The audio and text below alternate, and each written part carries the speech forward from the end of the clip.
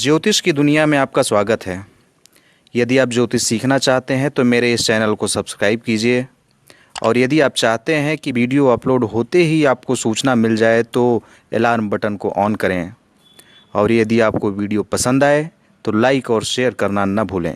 नमस्कार, मैं आलोक तिवारी आपका अपने इस चैनल पर स्वागत करता हूं और ज्योतिष सीखने की श्रृंखला को आगे बढ़ाते हुए आज हम पुनः आपके सामने एक नई श्रृंखला लेकर प्रस्तुत हुए हैं।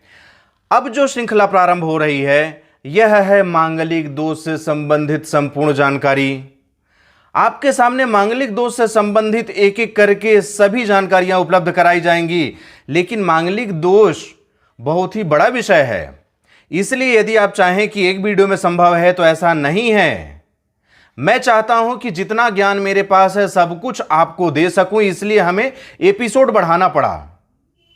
कुल 10 से 11 एपिसोड बनेंगे जिसके माध्यम से आपको मांगलिक दोष से संबंधित संपूर्ण बारीकियां समझ में आ जाएंगी। तो आइए इस श्रृंखला को प्रारंभ करते हैं और सबसे पहले देखते हैं कि आज की वीडियो में हम कौन सा टॉपिक प्रारंभ कर रहे हैं, कौन सा विषय प्रारंभ कर रहे हैं। प्रस्तुत है आज के वीडियो में चर्चा का विषय मांगलिक दोष। जी हां, आज हम इसी के बारे में बात करेंगे। मांगलिक दोष क्या है, कैसे पहचानें, और यहीं से प्रारंभ करके हम इसके आगे एक एक करके सारे एपिसोड आपके सामने प्रस्तुत करते जाएंगे। मंगल का परिचय। यदि आप मांगलिक दोष का अध्ययन करने जा रहे हैं अथवा किसी की कुंडली देख रहे हैं, वहां पर आपको मांगलिक दोष का निर्धारण करना है, उससे पहले आपको मंगल देव का परिचय भी तो प्राप्त करना चाहिए। जब हम ग्रहों का अध्ययन कर रहे थे उस समय हम मंगल देव के बारे में अवश्य बताए थे, लेकिन यहां पर भी हम संक्षेप में आपको मंगल देव का परिचय दे देते हैं। अब यहां पर आपको लगता होगा कि मंगल देव का परिचय क्यों दिया जा रहा है। चूंकि मांगलिक दोष किन्हीं विशेष भावों में मंगल देव की उपस्थिति से निर्मित होता है, इसलिए आपको मंगल दोष से संबंधित जानकारी प्राप्त करने के लिए, मांगलिक दोष का अध्ययन करने के लिए मंगल देव का परिचय नितांत आवश्यक है। मंगल 9 ग्रहों में से तीसरा ग्रह है। यदि आप ग्रहों के बारे में जानते हैं, कुंडली के बारे में जानते हैं, तो आपको यह भी मालूम होगा कि सूर्य, चंद्र और मंगल तीसरे में है। मंगल ग्रह का नाम लौतिहांग भी है, क्योंकि दूर से देखने पर लाल दिखाई देता है। मंगल ग्रह का नाम लौतिहांग क्यों पड़ा? क्योंकि जब मंगल को दूर से देखा जाता है तो मंगल ग्रह का रंग लाल दिखाई देता है। लाल रंग होने के कारण ही मंगल देव का नाम, मंगल ग्रह का नाम लौतिहांग भी है। मंगल का नाम कुज और भौम भी है। यहां पर आप देखिए मंगल का नाम लौतिहांग भी है, कुज भी है, भौम भी है, मंगल तो है ही। अब यहां पर पुनः एक प्रश्नवाचक चिन्ह बना कि दूर से देखने के कारण लाल दिखाई पड़ते हैं, जिसके कारण इनका नाम लौतिहांग पड़ गया। लेकिन मंगल देव का नाम कुज और भौम कैसे पड़ा? भूमिपुत्र होने से कुज और पृथ्वी से अलग होने के कारण भौम नाम हुआ। आपको ज्ञात होना चाहिए कि मंगल देव भूमि के पुत्र हैं, धरती माता के पुत्र हैं, पृथ्वी के पुत्र हैं, इसी कारण से इनका नाम कुज हुआ। लेकिन ये पृथ्वी से अलग हुए, अपनी माता से अलग हो गए थे। माता से अलग होने के कारण इनका नाम भौम पड़ा। भूमि से अलग हुए तो इनका नाम भौम पड़ा। मंगल कुछ विवादों के कारण पृथ्वी से अलग हुए थे, इसलिए मंगल लड़ाई झगड़े के कारक ग्रह माने गए हैं। मंगल देव पृथ्वी माता के पुत्र हैं, धरती माता के पुत्र हैं, लेकिन माता से कुछ विवाद हो जाने के कारण, कुछ झगड़े हो जाने के कारण अपनी माता से अलग हो गए थे। चूंकि ये झगड़ा होकर के अलग हुए थे, लड़ाई करके अलग हुए थे, विवाद करके अलग हुए थे, इसलिए इन्हें लड़ाई झगड़े के कारक ग्रह के रूप में माना गया। अब यहां पर बात आती है कि मंगल देव पृथ्वी से अलग क्यों हुए। तो यह कहानी यहां पर मैं नहीं शामिल कर रहा हूं, क्योंकि बहुत लंबी कहानी है। कभी मौका लगा तो इसे अवश्य आपके सामने प्रस्तुत करूंगा। मंगल देव के परिचय के बाद अब हम मांगलिक दोष का परिचय प्राप्त करेंगे। जन्म कुंडली में सूर्य, मंगल, शनि, राहु एवं केतु क्रूर ग्रह माने जाते हैं। यदि आपको जन्म कुंडली के बारे में जानकारी है तो आपको यह भली भांति ज्ञात होगा कि जन्म कुंडली में सूर्य, मंगल, शनि, राहु एवं केतु क्रूर ग्रह माने जाते हैं। इनमें से यदि मंगल प्रतिकूल परिस्थिति में हो तो वैवाहिक जीवन पर दुष्प्रभाव होता है। इन 5 क्रूर ग्रहों में से यदि मंगल प्रतिकूल परिस्थिति में आ जाएं, कुंडली में गलत स्थान पर बैठ जाएं, तो वैवाहिक जीवन पर दुष्प्रभाव होता है। वैवाहिक जीवन में समस्याएं उत्पन्न होने लगती हैं। इस स्थिति को मांगलिक दोष के नाम से जाना जाता है। जब मंगल देव प्रतिकूल परिस्थिति में हो जाते हैं, वैवाहिक जीवन पर दुष्प्रभाव डालने का प्रयास करने लगते हैं, उसी स्थिति को मांगलिक दोष कहा जाता है। मांगलिक दोष को कई नामों से जाना जाता है। यहां पर हम मांगलिक दोष तो बोल रहे हैं, मांगलिक दोष का अध्ययन भी कर रहे हैं, लेकिन कई बार स्थिति आपके सामने यह भी आ सकती है कि इसे कोई आपके सामने किसी और नाम से पूछ ले, तो आप क्या बोलेंगे, कैसे समझेंगे? आइए यह भी देख लेते हैं कि मांगलिक दोष को किन किन नामों से जाना जाता है। मांगलिक दोष को मंगल दोष, कुज दोष, भौम दोष, मंगली दोष, मांगलिक दोष इतने नामों से जाना जाता है। इसके साथ ही साथ दक्षिण भारत में इसे कलत्र दोष के नाम से भी जाना जाता है। इस तरह से यदि आपके सामने कोई भी व्यक्ति यह प्रश्न कर दे कि मंगल दोष, कुज दोष, भौम दोष, मंगली दोष, मांगलिक दोष अथवा कलत्र दोष क्या है, तो आप बड़ी आसानी से बता सकते हैं, क्योंकि सब कुछ एक ही है। नाम अलग अलग है, विश्लेषण एक ही है, परिणाम एक ही है, उपचार एक ही है। कुंडली में मांगलिक दोष कैसे पहचानें? यह सबसे महत्वपूर्ण बात होती है कि आप कुंडली देख करके कैसे ज्ञात कर पाएंगे कि उस कुंडली में मांगलिक दोष है अथवा नहीं। उत्तर भारतीय कुंडली के अनुसार सबसे पहले हम यह देखते हैं कि उत्तर भारतीय कुंडली के अनुसार पर कैसे मांगलिक दोष पहचानते हैं। उसके बाद हम दक्षिण भारतीय कुंडली के आधार पर भी मांगलिक दोष पहचानना आपको बतलाएंगे। प्रस्तुत है एक लग्न कुंडली चार्ट और इसमें मंगल की उपस्थिति भी दर्शाई गई है और यह उपस्थिति उत्तर भारतीय कुंडली के अनुसार पर दर्शाई गई है। अब इसको याद करने का सबसे आसान तरीका, सबसे आसान फार्मूला आपको बता देता हूं। आप लग्न कुंडली चार्ट में यहां पर उंगली रखिए और यहां से सीधे यहां तक आ जाइए और यहां से यहां तक आ जाइए। यहां से यहां तक और यहां से यहां तक आने में जितने भाव फंसते हैं, ये सभी भाव मांगलिक दोष वाले भाव होते हैं। यदि इन भावों में मंगल देव बैठ जाएं तो आप समझ जाइए मांगलिक दोष बन रहा है। इसी बात को हम इस तरह से भी समझ लेते हैं, जब किसी कुंडली के प्रथम, चतुर्थ, सप्तम, अष्टम एवं द्वादश भाव में मंगल ग्रह की उपस्थिति हो तो मांगलिक दोष लगता है। जब किसी कुंडली के प्रथम, चतुर्थ, सप्तम, अष्टम एवं द्वादश, प्रथम, चतुर्थ, सप्तम, अष्टम और द्वादश, वही फिर से उंगली रख के खींच दीजिए, कहानी बन गई।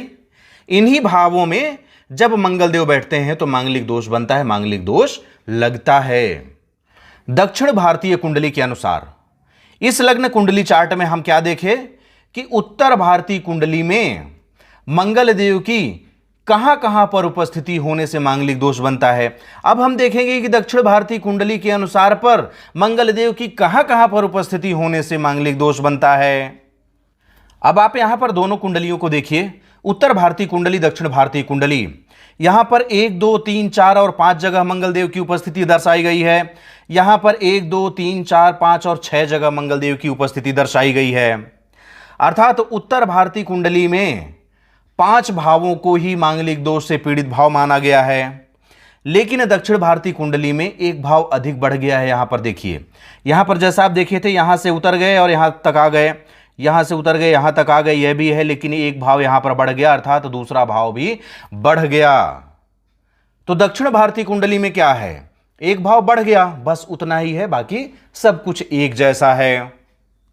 इसके बाद हम इस बात को इस रूप में भी समझ लेते हैं, जब किसी कुंडली के प्रथम, द्वितीय, चतुर्थ, सप्तम, अष्टम एवं द्वादश भाव में मंगल ग्रह की उपस्थिति हो तो मांगलिक दोष लगता है। यहां पर देखिए, प्रथम, प्रथम भाव, द्वितीय, द्वितीय भाव, चतुर्थ, चतुर्थ भाव, सप्तम, सप्तम भाव, अष्टम, अष्टम भाव और द्वादश भाव।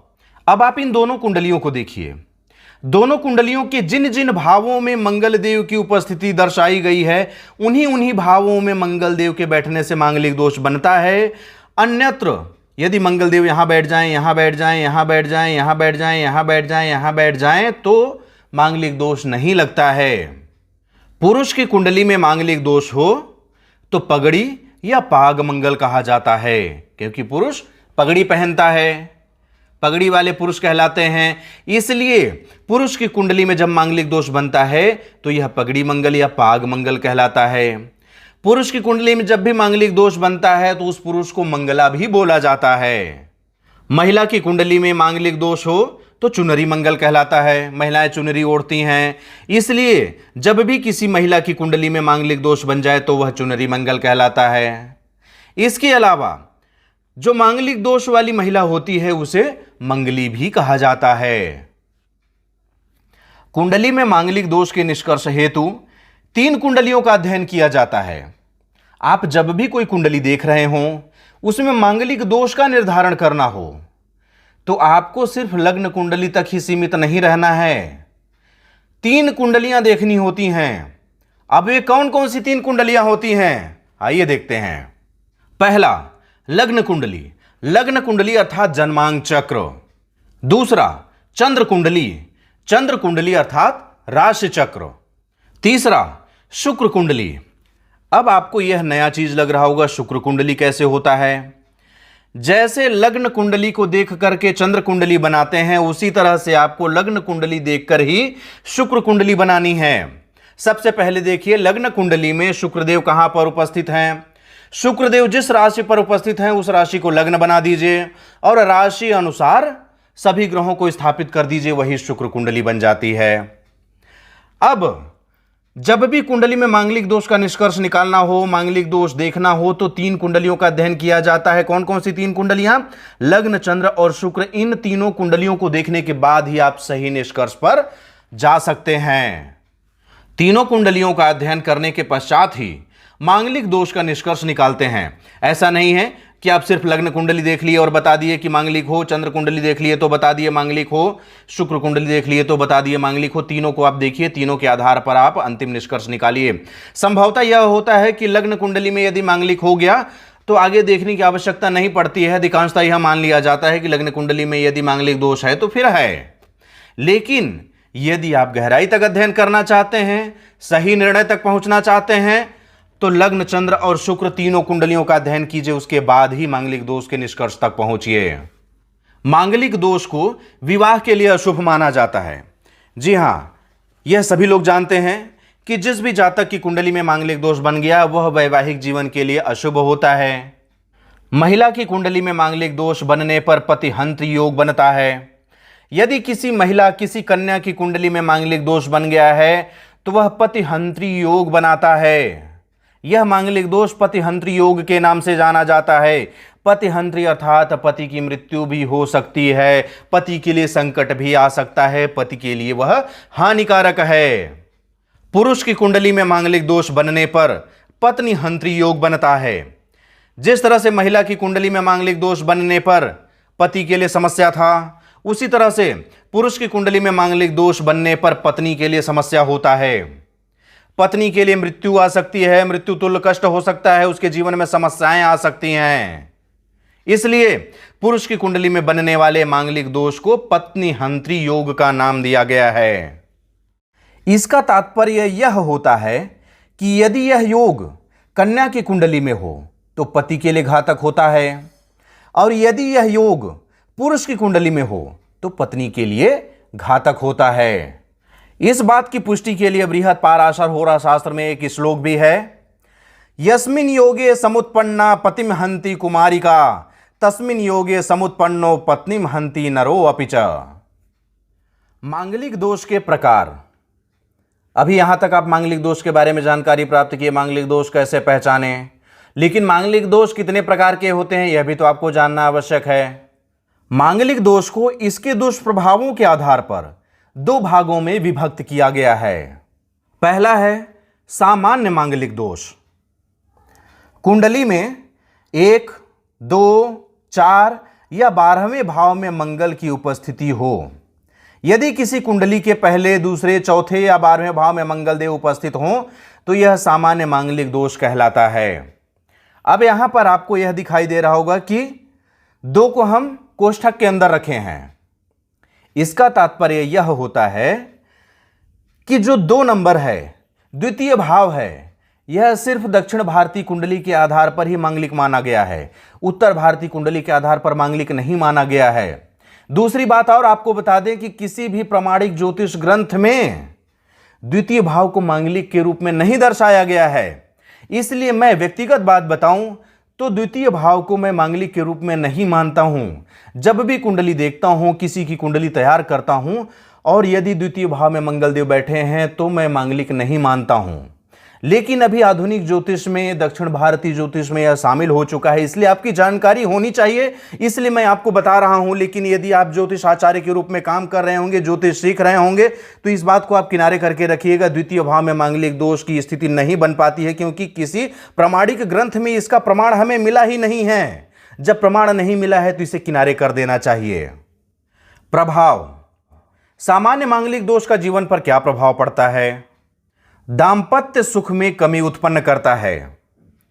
सामान्य मांगलिक दोष दांपत्य सुख में कमी उत्पन्न करता है। पति पत्नी में विवाद बना रहेगा, उनकी आपस में नहीं बनेगी, झगड़े होते रहेंगे। घातक या विघटनकारी मांगलिक दोष, कुंडली में सप्तम या अष्टम, 7वें या 8वें भाव में मंगल की उपस्थिति हो तब घातक या विघटनकारी मंगल दोष बनता है। आप यहां पर देखिए, पहले, चौथे, 12वें भाव में बैठने से सामान्य मांगलिक दोष बना, लेकिन 7वें और 8वें भाव में मंगल देव उपस्थित हो और ऐसी स्थिति में मांगलिक दोष बन रहा हो, वह खतरनाक होता है, घातक होता है, विघटनकारी मांगलिक दोष होता है। प्रभाव, जैसा कि नाम से ज्ञात हो रहा है, घातक है, विघटनकारी है, मतलब कुछ न कुछ अनहोनी घटना घटित करने वाला है। आइए देखते हैं क्या क्या प्रभाव होता है। जीवन साथी एवं दांपत्य जीवन के लिए घातक है। यह तो सीधी सी बात है, आपको नाम से ही समझ में आ गया होगा कि घातक है, विघटनकारी है, मतलब कुछ ना कुछ गड़बड़ करने वाला ही है। जीवन साथी के लिए यदि कोई पुरुष है, वह मांगलिक है, तो उसके जीवन साथी अर्थात पत्नी के लिए घातक है। यदि कोई महिला है और मांगलिक है, तो उसका जीवन साथी उसका पति हुआ, तो पति के लिए वह घातक है। इसके अलावा दांपत्य जीवन के लिए भी घातक है। यदि जीवन साथी के लिए घातक नहीं हुआ तो दांपत्य जीवन के लिए भी घातक हो सकता है। जीवन साथी की मृत्यु हो सकती है अथवा विवाह विच्छेद हो सकता है। जीवन साथी के लिए यदि घातक है तो जीवन साथी की मृत्यु हो सकती है। दांपत्य जीवन के लिए घातक है तो दांपत्य जीवन का घातक कैसे बनेगा? विवाह विच्छेद करा देगा, जिसे आम भाषा में आजकल तलाक बोला जाता है, डाइवोर्स बोला जाता है। ऐसी स्थिति यह उत्पन्न कर देता है। ऐसी मान्यता है कि जिनकी कुंडली में मांगलिक दोष होता है, उन्हें विवाह हेतु मांगलिक दोष वाले जीवन साथी की तलाश करनी होती है। और यह मान्यता ही नहीं, शास्त्रोक्त भी है। एक मांगलिक दोष वाले को दूसरे मांगलिक दोष वाले से ही विवाह करना उचित होता है। वर कन्या के विवाह हेतु कुंडली मिलान के समय यदि दोनों में से किसी एक की कुंडली में मांगलिक दोष हो तथा दूसरे की कुंडली सामान्य हो तो घबराने की बात नहीं है। कई बार मांगलिक दोष निरस्त हो जाता है। यदि निरस्त नहीं हुआ तो शास्त्रीय उपायों से मांगलिक दोष को दूर किया जा सकता है। यहां पर हम आपको एक बात बता दें कि जब भी किसी वर और कन्या की शादी तय हो रही होती है, विवाह तय हो रहा होता है, वहां पर कुंडली मिलान किया जाता है और दोनों में से किसी भी एक जातक की कुंडली में, चाहे वर हो चाहे कन्या हो, किसी भी एक कुंडली में पहले, चौथे, 7वें, 8वें और 12वें भाव में यदि मंगल देव की उपस्थिति हो जाए तो उसे मांगलिक मान लिया जाता है। और दूसरे की कुंडली में यदि ऐसी स्थिति नहीं है तो वह गैर मांगलिक हो गई या हो गया। ऐसी स्थिति में वैवाहिक बातें वहीं पर रुक जाती हैं, वहीं पर बंद हो जाती हैं। लेकिन आपकी जानकारी के लिए बता दें कि यदि एक की कुंडली में मांगलिक दोष है और दूसरे की कुंडली सामान्य है तो घबराने की भी बात नहीं है। जिसकी कुंडली में मांगलिक दोष है, सबसे पहले उसे देखिए वह निरस्त हो रहा है क्या। मांगलिक दोष सदैव विद्यमान नहीं होता है, उसके कई नियम हैं, कई योग हैं जिसके माध्यम से मांगलिक दोष निरस्त हो जाता है। मंगल देव उन भावों में, मांगलिक दोष जनित भावों में बैठे होने के बाद भी मांगलिक दोष उत्पन्न नहीं कर पाते हैं। कुछ ऐसे नियम, कुछ ऐसे योग होते हैं जिनके कारण मंगल दोष जनित भावों में मंगल देव की उपस्थिति होने के बाद भी मांगलिक दोष निरस्त हो जाता है, भंग हो जाता है, मांगलिक दोष समाप्त हो जाता है। यदि ऐसी स्थिति बनती है तो सामान्य कुंडली धारक वाले इंसान से भी विवाह कर सकते हैं। लेकिन कई बार स्थिति यह बनती है कि एक मांगलिक है, दूसरा मांगलिक नहीं है, और जो मांगलिक है उसका मांगलिक दोष भंग भी नहीं हो रहा है और वह गैर मांगलिक वर या कन्या से विवाह करना चाह रहा है या करना चाह रही है, तो भी चिंता की बात नहीं है। शास्त्रीय उपायों से मांगलिक दोष को दूर किया जा सकता है। लेकिन आपकी जानकारी के लिए एक बात और बता दूं कि यहां पर शास्त्रीय उपायों से मांगलिक दोष को दूर किया जा सकता है, यह लाइन अवश्य लिखी हुई है, लेकिन पूरी तरह से मांगलिक दोष का प्रभाव जीवन से नहीं जाता है। पूरी तरह से इस दोष को दूर नहीं किया जा सकता है। जो भी शास्त्रीय उपाय हैं, उन उपायों से मांगलिक दोष के प्रभाव को 90% तक कम किया जा सकता है। जहां पर आपके जीवन में मांगलिक दोष का प्रभाव 100% मिल रहा था, वहां पर अब मात्र 10% ही बचेगा, 90% कम किया जा सकता है, लेकिन कभी दूर नहीं किया जा सकता। यदि कोई आचार्य, कोई पुजारी, कोई ज्योतिष आचार्य आपसे यह कहे कि हम मांगलिक दोष के प्रभाव को पूरी तरह से हटा सकते हैं, वह गलत बोल रहा है, वह झूठ बोल रहा है। मांगलिक दोष की चर्चा को यहां पर रोकते हुए हम अपनी वाणी को विराम देते हैं और शेष भाग अगले वीडियो पर हम प्रस्तुत करेंगे। अगले वीडियो पर प्रबलता के आधार पर मांगलिक दोष के प्रकार के बारे में संपूर्ण चर्चा लेकर के प्रस्तुत होंगे। यदि वह चर्चा, वह ज्ञान आपको प्राप्त करना हो तो आप हमारा चैनल सब्सक्राइब करके घंटी का बटन भी ऑन कर लीजिए, जिससे कि वह वीडियो जैसे ही अपलोड हो सबसे पहले सूचना आपको ही प्राप्त हो और आप प्रबलता के आधार पर मांगलिक दोष के प्रकारों की जानकारी प्राप्त कर सकें। अब मैं अपने चैनल के पुराने दर्शकों को बहुत बहुत धन्यवाद ज्ञापित करता हूं। नए दर्शकों से अनुरोध करता हूं कि हमारा चैनल सब्सक्राइब कर लीजिए, साथ ही घंटी का बटन भी ऑन कर लीजिए। अब मुझे आज्ञा दीजिए, मिलते हैं अगले वीडियो पर। तब तक के लिए जय हिंद, जय भारत, बम बम भोलेनाथ की जय। जय गुरुदेव।